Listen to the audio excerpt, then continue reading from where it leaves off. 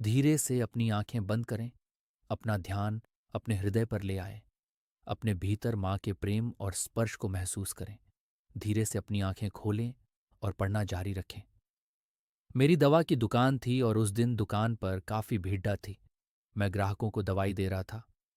दुकान से थोड़ी दूर पेड्ड के नीचे एक बुजुर्ग औरत खड़ी थी।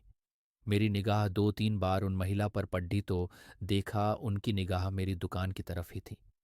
मैं ग्राहकों को दवाई देता रहा, लेकिन मेरे मन में उन बुजुर्ग महिला के प्रति जिज्ञासा भी थी कि वह वहां खड्डी डीडे खड्डे क्या देख रही हैं। जब ग्राहक कुछ कम हुए तो मैंने दुकान का काउंटर दुकान में काम करने वाले लर्डी डुडचके के हवाले किया और मैं उन महिला के पास गया। मैंने पूछा, क्या हुआ माताजी, कुछ चाहिए आपको? मैं काफ़ी देर से आपको यहाँ खड़ी डीडे देख रहा हूँ। गर्मी भी काफ़ी है, इसलिए सोचा चलो मैं ही पूछ लेता हूँ, आपको क्या चाहिए? बुजुर्ग महिला इस सवाल पर कुछ सक पकासी गई। फिर हिम्मत जुटाकर उन्होंने पूछा, बेटा मेरे दो बेटे हैं, दोनों दूसरे शहर में रहते हैं। हर बार गर्मी की छुट्टियों में बच्चों के साथ मिलने आ जाते हैं। इस बार उन्होंने कहीं पहाड़ों पर छुट्टियां मनाने का निर्णय लिया है। बेटा इसलिए इस बार वह हमारे पास नहीं आएंगे। ये समाचार मुझे कल शाम को ही मिला। कल सारी रात ये बात सोच सोचकर परेशान रही। एक मिनट भी सो नहीं सकी। आज सोचा था तुम्हारी दुकान से दवाई लूंगी, लेकिन दुकान पर बिड्ढा देखकर यहीं खड्डी हो गई। सोचा जब कोई नहीं होगा तब तुमसे दवा पूछूंगी। हाँ हाँ बताइए ना माँ जी, कौन सी दवाई चाहिए आपको? अभी ला देता हूँ, आप बताइए। बेटा कोई बच्चों को भूलने की दवाई है क्या?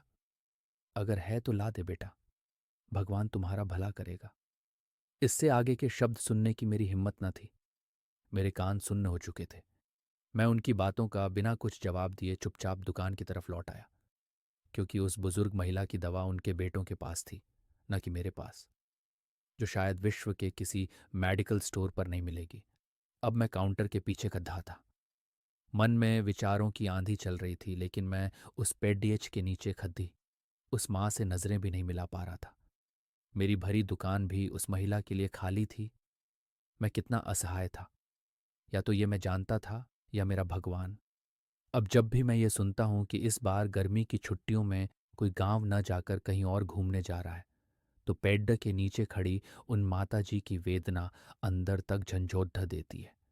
बिना आसक्ति के प्रेम करना सीखें, क्योंकि यही आसक्ति हमें तकलीफ देती है, न कि प्रेम।